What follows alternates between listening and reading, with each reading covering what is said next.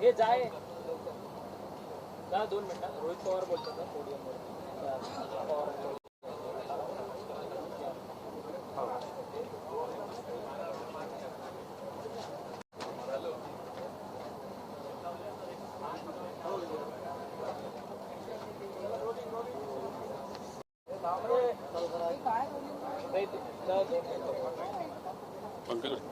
पंकज बाहेर त्याला पास नसल्यामुळे बाहेर 0 FIR पाठवलं गेला पाठवलं भाषणात झालं व्यवस्थित. कोण विचारतंय? रोहित पवारजी, तुम्ही आज विधानसभेमध्ये करता अजित पवारांच्या निधनाच्या संदर्भातल्या अपघाती निधनाच्या संदर्भातल्या चर्चेच्या संदर्भात काही प्रश्न उपस्थित केलेत त्यांच्या अपघाताच्या संदर्भात. नेमकी तुमचा रोख कोणावरती आहे आणि अपघाताच्या संदर्भातली व्यवस्थित चौकशी सध्या सरकारकडनं होताना पाहायला मिळते का? अजिबात नाही. या महाराष्ट्र राज्य सरकारच्या माध्यमातून अजितदादांच्या ॲक्सिडेंट नाही तर अपघाताबद्दल कुठेही तपास हा योग्य दिशेने चालू नाही. 2 महिने झाले तरीसुद्धा अजूनपर्यंत CBIकडे प्रस्ताव हा पाठवण्यात आलेला नाही. अजितदादांच्या पक्षातले जे नेते आहेत त्यांना स्मरणपत्र द्यावं लागतं. काय झालं CBIच्या प्रस्तावाचं तरीसुद्धा कुठेही त्या ठिकाणी उत्तर दिलं जात नाही. CIDचं काय चाललं हे CIDलाच माहिती. आणि सगळ्यात महत्त्वाचं म्हणजे कुठल्याही तपासाला एक बेस असतो. तो बेस हा आपला अधिकार म्हणजे FIR असतो. या महाराष्ट्रामध्ये गेल्या 1.5 महिन्यामध्ये विविध ठिकाणी जाऊन आम्ही FIR करण्याचा प्रयत्न करतो. याच महाराष्ट्रामध्ये जिथं अजितदादांनी गेल्या 40 वर्षामध्ये लोकांची सेवा केली राजकारणाच्या माध्यमातून, दुर्दैवाचं या महाराष्ट्रामध्ये त्यांना न्याय दिला जात नाही. पण कर्नाटकामध्ये बँगलोरमध्ये आम्ही जाऊन तिथे असणाऱ्या एका पोलीस स्टेशनमध्ये असणारे SHOला विनंती करून एक 0 FIR अजितदादांच्या ॲक्सिडेंटबद्दल, ज्याच्यामध्ये मर्डर, त्याच्याचबरोबर घातपात आणि बरेच काही कॉन्स्पिरसी असे काही मुद्दे आहेत, हा FIR मी आपल्यापर्यंत देईल. म्हणजे कर्नाटकाचं पोलीस प्रशासन हे अजितदादाला न्याय देण्यासाठी सरसावतं, पण महाराष्ट्राचं पोलीस प्रशासन दादांना न्याय देऊ शकत नाही. हे अतिशय दुर्दैव आहे. आता हा FIR कुठं आलाय? हा 0 FIRच्या अंतर्गत हा DG महाराष्ट्र सरकारकडे आलाय. कर्नाटकाच्या DGली कोणाला पाठवला? महाराष्ट्र DGकडे. म्हणजे हा आता महाराष्ट्राची प्रॉपर्टी झाली. आता हा जाणार बारामतीला. बारामती पोलीस स्टेशनला गेल्यानंतर या विषयावर या FIRवर त्यांना तपास करावा लागेल. आता हा स्वीकारला जातोय नाही जात, का केला जात नाही हे आपल्याला बघावं लागेल. आम्ही विरोधात असताना जे काय आम्हाला जमलं ते प्रामाणिकपणे आम्ही केलं, पाठपुरावा केलो, आम्ही लढलो. अनेक मोठ्या नेत्यांना आम्ही त्या ठिकाणी भेटलो. जेव्हा राहुल गांधीजींना आम्ही भेटलो त्यांनी फक्त बराच ह्या विषयाला समजून घेतलं. एक महत्त्वपूर्ण त्यांनी लाईन वापरली, ती म्हणजे अशी होती की ज्या राज्यात न्याय मिळू शकतं अशा राज्यात तुम्ही जावा. त्यांनी सांगितलं नाही कुठलं राज्य. आणि मग इतिहास बघता गवई साहेबांच्या वेळेस जेव्हा FIR 0 FIR करायचा होता, या महाराष्ट्रामध्ये सामाजिक कार्यकर्त्यांना परवानगी त्या ठिकाणी दिली गेली नाही. कर्नाटकात तो FIR त्यावेळेस झाला होता. मग ते बघून मी स्वतः कोणालाही न जाता बोलता त्या पोलीस स्टेशनला गेल्यानंतर कर्नाटकामध्ये अजितदादांचा FIR झाला. एक तर दुर्दैवी गोष्ट आहे महाराष्ट्रात झाला नाही, पण कर्नाटका पोलीस प्रशासनाचे मी मनापासून या ठिकाणी आभार व्यक्त करतो, त्या सरकारचे आभार व्यक्त करतो. एका मराठी माणसाला न्याय देण्यासाठी कर्नाटक सरकार, त्याचं पोलीस प्रशासन हे या FIRच्या माध्यमातून सरसावलं. ही सगळ्यात महत्त्वाची गोष्ट आहे. गेल्या कित्येक दिवसांपासून तुम्ही FIRसाठी अनेक ठिकाणी गेलेला होता, त्यांचं नेमकं कारण काय होतं? ते कारण कर्नाटक पोलिसांनी तुम्हाला दिलं होतं का? मी दुसऱ्या कुठल्या राज्यात गेलोच नव्हतो. फक्त एकाच राज्यात म्हणजे कर्नाटकात तिथं गेलो, तिथं एका पोलीस स्टेशनला गेलो आणि लगेच त्यांनी हा FIR तिथं स्वीकारला. 0 FIRच्या अंतर्गत कोणालाही कुठेही त्या ठिकाणी जाता येतं. आणि 2023चा जो BRSचा कायदा आहे त्याच्या अंतर्गत या सरकारने 0 FIR हे कंपल्सरी केलंय. आणि या 0 FIRच्या अंतर्गत मी इथं मरीन ड्राईव्ह पोलीस स्टेशनला सुरुवातीला गेलो होतो. त्यांनी नाकारलं. मग स्टेटमेंट घेत होते, पण मोठा अधिकारी येऊन त्यांनी ते थांबवलं. मग मी गेलो बारामतीला, तिथं मला करून दिला नाही. मग मी गेलो CIDला आणि मग या ठिकाणी आलो. काही लोक म्हणतील मी कोर्टात का नाही गेलो. कोर्टात गेलो असतो, मला न्याय व्यवस्थेवर विश्वास आहे, पण कोर्टात गेल्यानंतर कोर्टाने तो निर्णय त्या ठिकाणी दिला. याच्यापेक्षा एखादं चांगलं सरकार, एखादं चांगलं प्रशासन, चांगले पोलीस अधिकारी योग्य निर्णय घेऊ शकतात, हे कुठेतरी महाराष्ट्राच्या सरकारला, इथं असलेल्या पोलीस प्रशासनाला हे आम्हाला दाखवून द्यायचं होतं. एकाच ठिकाणी गेलो आणि त्याच ठिकाणी हा FIR झाला. खरं खूप काय आम्हाला याच्यासाठी करावं लागलं. आता याच्या पुढे अजितदादांच्या बाबतीतला तपास काय होतोय हे आपल्याला बघावं लागेल. हे झालं या FIR बद्दल.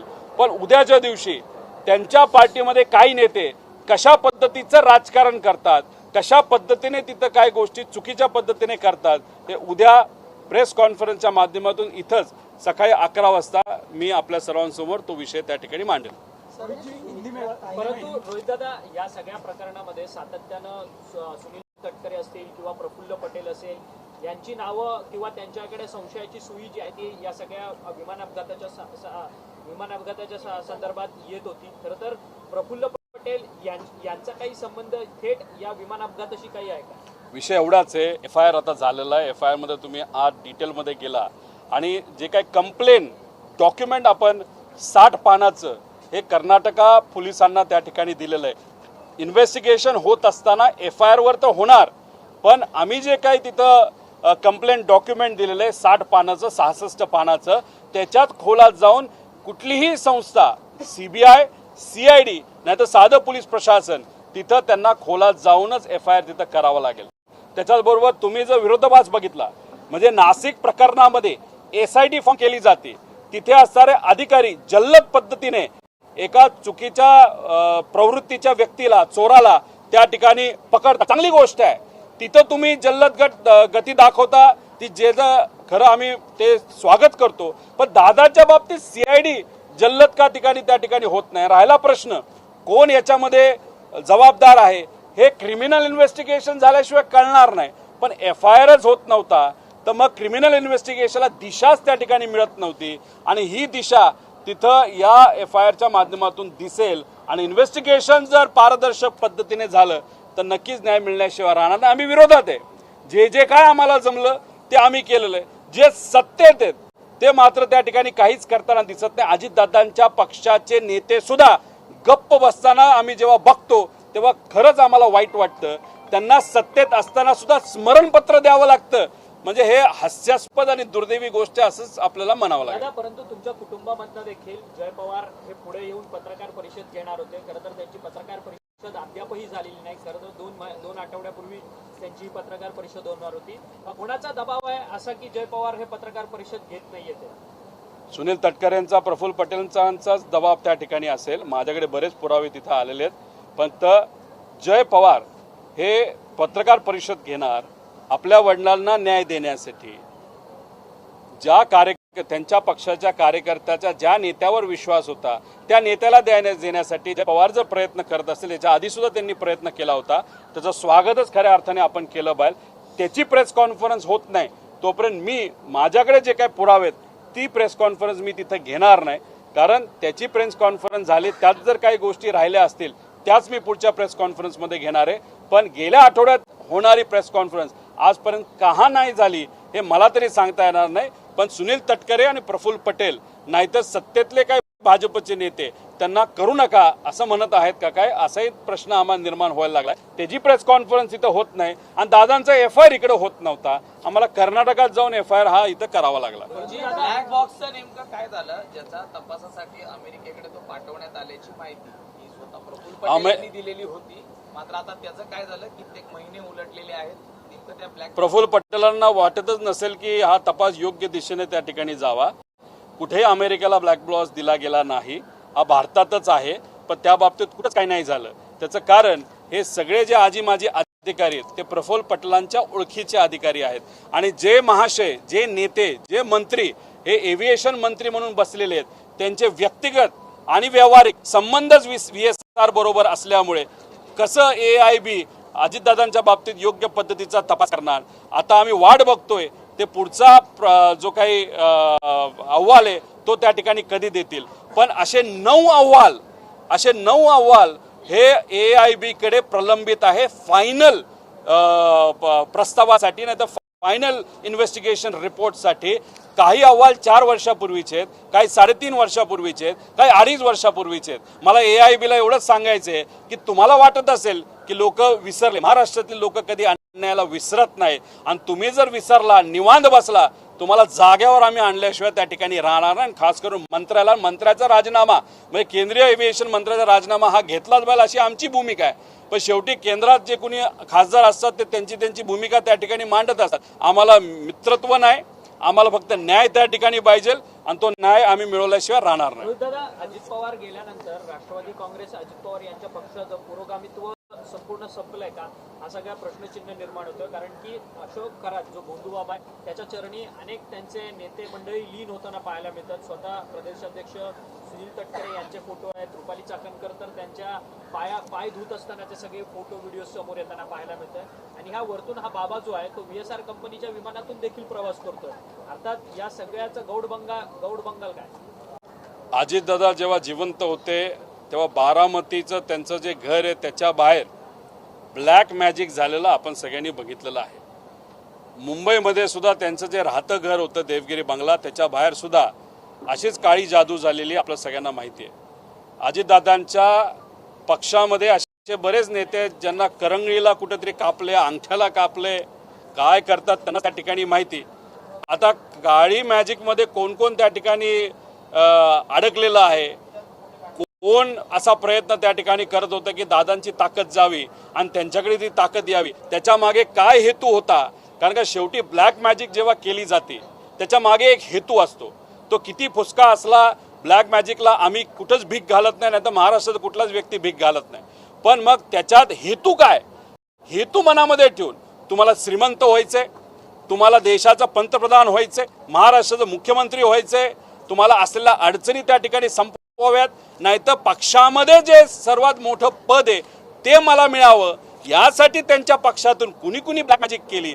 ते पद जर तुम्हाला मिळवायचं असेल तर दादा असताना ते तुम्हाला कधी मिळणार नव्हतं, दादा नसतानाच ते मिळू शकलं असतं. मग त्याच्यासाठीच दादांच्या घराबाहेर ही ब्लॅक मॅजिक केली गेली का, मग ती कुणी केली गेली, कोण या भोंदूबाबाच्या नादी लागलं होतं, हे कुठं ना कुठंतरी समोर त्या ठिकाणी आलंच पाहिजे असं आमचं त्या ठिकाणी प्रामाणिक मत आहे. परंतु आर्थिक व्यवहार या सगळ्या संदर्भात अनेक लोकांचे उघड होताना पाहायला मिळत आहेत. सुनील तटकरे आणि त्याचसोबतच रुपाली चाकणकरांनी आपल्या महिला आयोगाचा अध्यक्षपदाचा राजीनामा दिला, परंतु महिला प्रदेशाध्यक्ष पदाचा अद्याप देखील राजीनामा होत नाही. अजितदादा असते तर पहिल्याच दिवशी ही सगळी कारवाई झाली असती. एक कुठलाही निर्णय घेताना एक धाडस लागतं, एक अनुभव लागतो. आज त्या पक्षातून ते धाडस का दाखवलं जात नाही, का तटकरे साहेब कुठंतरी नेत्यांना भेटून हा राजीनामा घेऊ नका असं काही सांगत आहेत का ते असं सांगतायत. सर्व कार्यकर्त्यांची इच्छा आहे की जे काही महिला अध्यक्ष पद आहे, जी व्यक्ती आता या केसमध्ये कदाचित अडकली जाईल, कारण ते स्वतः त्या ठिकाणी ट्रस्टी होते, त्यांचा विषय हा कार्यकर्त्यांना त्या पदावर नको असताना सुद्धा काही नेते का त्यांची वर्णी लावतात हे आम्हाला तरी माहीत नाही. त्यामुळे जो कोणी राष्ट्रीय अध्यक्ष त्या पक्षाचे असतील त्यांनी निर्णय तिथं दादा ज्या पद्धतीने घेऊ शकले असते असा निर्णय खऱ्या अर्थाने घेण्याची जरूरत आहे. पण त्या पक्षामध्ये तसं काय होताना दिसत नाही, हे दुर्दैवी आहे. अशी पण माहिती आहे दादा की म्हणजे ज्या पद्धतीने अजितदादाचं जे कट कारस्थान रचून काय असे घातपात झालंय की मृत्यू झाला किंवा हे सुपारी देऊन करण्यात आलं असेही माहिती पुढे येते. बरंच काय आहे, पण जोपर्यंत क्रिमिनल इन्व्हेस्टिगेशन होत नाही, जोपर्यंत आता हा FIR स्वीकारला जात नाही, जोपर्यंत CID CBI या FIRच्या अनुषंगाने तिथं तपास करत नाही, तोपर्यंत तुम्ही म्हणता आणि मी म्हणतो आणि सामान्य लोक जे म्हणतात तसं आपल्याला कुठंच काही कळणार नाही. त्यामुळे इथं आज काय चाललंय, हवेत गोळ्या मारणं चाललंय. लोक विसरतील, आपलं टाइमपास करावा, CBIकडे प्रस्ताव पाठवू असं कुठेतरी म्हणावं आणि फक्त वेळ तिथं घालून द्यायचा, लोक विसरून जातील. या भूमिकेमध्ये सत्ताधारी काही लोक आहेत, ते फार चुकीचं आहे. मराठी माणसांना काही नेत्यांनी ओळखलं नाही असं आपल्याला म्हणावं लागेल. 40 वर्ष अजितदादांनी या राज्यामध्ये सामान्य लोकांच्या हितासाठी कार्य केलं, राजकारण केलं, समाजकारण केलं. त्याच नेत्याला आज तिथं न्याय मिळत नसेल, साधा FIR होत नसेल, तर मग सामान्य लोक हे कुठल्या खेपकी मुली असं आपल्याला म्हणावं लागेल. जिल्हा परिषदेच्या निवडणुकीमध्ये दोन्ही राष्ट्रवादी काँग्रेस पक्ष एकत्रितपणे निवडणूक लढलं, परंतु या सगळ्या सातारा जिल्ह्याच्या जिल्हा परिषदेच्या अध्यक्षपदाच्या निवडणुकीमध्ये मात्र वेगळा ट्विस्ट झाला. उद्या बरेच काही राजकीय मुद्दे मी घेऊन येणार आहे. गेल्या 2 महिन्यामध्ये या विषयामध्ये आम्ही सर्वजण गुंतून असल्यामुळे भावनिक दृष्टिकोनातून सुद्धा आणि वेळेप्रमाणे सुद्धा आम्ही दुसरा कुठलाच मुद्दा अधिवेशनात घेताना तुम्ही बघितलेला नाही. मीडियासमोर सुद्धा आम्ही फार सांभाळून त्या ठिकाणी बोलतो, कारण एखादा विषय हातात घेतला तो मार्गी लावणं महत्त्वाचं आहे आणि आमच्यासाठी विरोधात असताना FIR करून घेणं हे सगळ्यात महत्त्वाची गोष्ट होती, आम्ही जी करून घेतली. काही प्रमाणात माझ्या मतदारसंघाकडे सुद्धा या काळामध्ये माझं तिथं दुर्लक्ष झालेलं आहे. त्यामुळे आता FIR झालेला आहे. उद्यापासून राजकीय दृष्टिकोनात जो कुठला प्रश्न तुम्ही घ्याल आणि त्या बाबतीतलेच आणि खास करून अजितदादांच्या पक्षातले काही कागद ही माझ्याकडे आलेली आहेत, ती कागद मी उद्या तुमच्या सर्वांसमोर आणेल. मग तुम्हाला कळेल की खरं कोणाचा कुठला काय हेतू होता आणि त्याला आत्ता जे कोणी तिथं कार्याध्यक्ष असतील नाही तर जे कोणी राष्ट्रीय अध्यक्ष असतील त्यांच्या मनामध्ये आज तिथं असणाऱ्या नेत्यांबद्दल कशी भावना आहे ही उद्या नक्कीच आपल्या सर्वांसमोर मी सांगेन. जिल्हा परिषदेच्या निवडणुकीच्या संदर्भात दादा असते तर अशा पद्धतीने निवडणूक घडून आली असती का? कारण की सत्ता म्हणजे एकंदरीतच बहुमत दोघांकडे होतं, शिवसेना आणि राष्ट्रवादीकडे. मात्र कशा पद्धतीने भाजपचा तिथे जिल्हाध्यक्ष बसला, जयकुमार गोरे यांची सगळी मंत्री आहेत ते त्यांची अरेरावी, हे सगळं अजित पवार असताना झालं असतं. भाजपला असं वाटतं अजितदादांचा पक्ष आता संपलेला आहे. 30 त्यांचे आमदार आता आपल्या संपर्कात आलेले आहे. विधानसभा इलेक्शनच्या आधी 4 महिने 5 महिने जेव्हा केव्हा काय असेल, जो कुठला आकडा असेल त्या अनुषंगाने त्यांनी तिथं आमदारकीचा राजीनामा द्यायचा आणि भाजपमध्ये प्रवेश करायचा. म्हणून आता फोकस अजितदादा या पक्षाकडनं, कारण का तुम्ही महानगरपालिका नगर परिषद यावेळेस झुंपायची कोणाचात तर अजितदादांमध्ये आणि भाजपमध्ये झुंपलेली आपण सगळ्यांनी बघितली. आता दादाच नसतील तो विचार पुढे घेऊन जाण्यासाठी आणि पक्षात आहे ते नेते बरेच अडचणी त्या ठिकाणी आले असतील तर हा पक्ष तसं बघितलं तर आता इररेलेव्हंट झालाय भाजपला असं वाटतं. त्यामुळे फोकस हा पूर्णपणे आता एकनाथ शिंदे साहेबांच्या पक्षावर वळवला आहे. म्हणजे जे साताऱ्यात झालं, मतदारांना तुम्ही पोलीस प्रशासनाची भीती दाखवून येऊन देत नसाल आणि मंत्रीच तिथं आल्यानंतर तिथं असणारे अधिकारी मंत्र्याला धक्काबुक्की करत असतील तर याच्यावरनं आज काय परिस्थिती या राज्यामध्ये बघा. म्हणजे तुम्ही आम्ही आणि सामान्य लोकांचे प्रश्न कधी सुटायचे जर मंत्र्याचे सुटणार नसतील आणि सत्तेचा पॉवरचा वापर करून जर मतदानच करून दिलं जात नसेल, लोकांना बाहेरच तिथं ठेवलं जात असेल तर याला सत्तेचा माज एवढंच त्या ठिकाणी आपल्याला म्हणावं लागेल. लालबागचा जो गुपित आहे ते का पेन ड्राईव्ह मध्ये दडलेला आहे त्याचं ब्लास्टिंग कधी करते? मला माहिती आहे. रोहित दादा, आपने FIR कर्नाटक में कराया, इतना मेहनत आप कर रहे हैं, सब चीज़ों का जांच करवा रहे हैं. अजीत दादा पवार की फैमिली, सुमित्रा ताई आपकी काकी है और डिप्टी CM है, उन्होंने अभी तक कोई एप्लीकेशन या जांच के लिए कोई कमेटी या किसी DGP या क्राइम ब्रांच को ऐसा अपॉइंट करने की बात कही है? वो अलग पक्ष है, फैमिली एक है, लेकिन कई दिनों से उनके साथ हमारी बातचीत वहाँ पे नहीं हुई. उनको सत्ता में रहना ज़्यादा इम्पोर्टेंट है ऐसे दिख रहा है. डेफिनेटली उनके माध्यम से काकी हो या पार्थ हो या उनके जो दूसरे नेता है उनके मदद से मुख्यमंत्री साहब के यहाँ पे 2 बार मीटिंग हुई ऐसे हमको पता चला. पहली बार मीटिंग हुई थी 40 दिन पहले. उस मीटिंग में उन्होंने एक पत्र दिया था कि ये जो पूरा इन्वेस्टिगेशन है CBI को दिया जाए. तो अभी वो इन्वेस्टिगेशन CBI को उसी दिन जाना चाहिए था जो नहीं गया. फिर 10 दिन 15 दिन बाद वापस एक बार एक रिमाइंडर लेटर ये अजीत दादा के पक्ष के माध्यम से CM साहब को वहाँ पे दिया. वो रिमाइंडर लेटर क्या था कि CBI के इंक्वायरी के बारे में क्या हुआ. मतलब आप सत्ता में हो लेकिन जिस नेता ने आपके पक्ष को वहाँ पे ताकत दी, आपके MLA को वहाँ के चुन के आने के लिए वहाँ पे ताकत दी, चुन के आने के लिए प्रचार किया, उस नेता को आप न्याय नहीं दे पाते हो तो लोगों को कब न्याय दोगे आप? देखो, आप सत्ता में होने के बाद भी कुछ नहीं कर पाए, लेकिन हम विरोध में होने के बाद लोगों का सपोर्ट होने के कारण, हमारे कार्यकर्ताओं का सपोर्ट होने के कारण, उसी के साथ दिल्ली में जाके जो बड़े बड़े नेता है उनसे मिलने के बाद, खास कर राहुल जी को जब मैं मिला तब उन्होंने एक स्टेटमेंट इस्तेमाल किया था. उन्होंने कहा था जहां पे न्याय मिल सकता है उस राज्य में जाके आप वहां पे FIR करने की कोशिश करो. उन्होंने कोई भी राज्य का नाम वहां पे नहीं लिया था. तब जब हमने सोचा, जब हमारे गवई साहब जो सुप्रीम कोर्ट के प्रमुख थे उनके ऊपर जब जूता फेंका गया था तब 0 एफआईआर इस देश में कहाँ भी नहीं हुआ। महाराष्ट्र में भी वो 0 एफआईआर हो नहीं पाया था, अमरावती में या नागपुर में। कहाँ पे हुआ था? कर्नाटका में, बैंगलोर में हुआ था। तो मैंने फिर सोचा तो बैंगलोर जाके वहाँ पे मैं एक बार कोशिश करता हूँ। तो वहाँ पे पुलिस स्टेशन जाने के बाद वहाँ पे ये एफआईआर मैंने दर्ज करने की कोशिश की, वो उन्होंने एक्सेप्ट किया। वो एफआईआर बैंगलोर के एक पुलिस स्टेशन ने उनके डीजी के माध्यम से महाराष्ट्र डीजी के पास अभी ये एफआईआर वहाँ पे आया है। अभी इस सरकार को वो एक्सेप्ट करना पड़ेगा और उस पर इन्वेस्टिगेशन करने की जरूरत है। ये हम सबकी मांगनी है। अभी ये सरकार इस बारे में क्या करता है वो कल ही या परसों या आगे जाके हम सबको पता चलेगा। कुछ बड़े नेताओं के नाम सामने आने के डर की वजह से क्या ये फाइल को नहीं खोला जा रहा? देखो, ये जो वीके सिंह है बहुत बड़े बड़े नेता का नाम ले सकता है।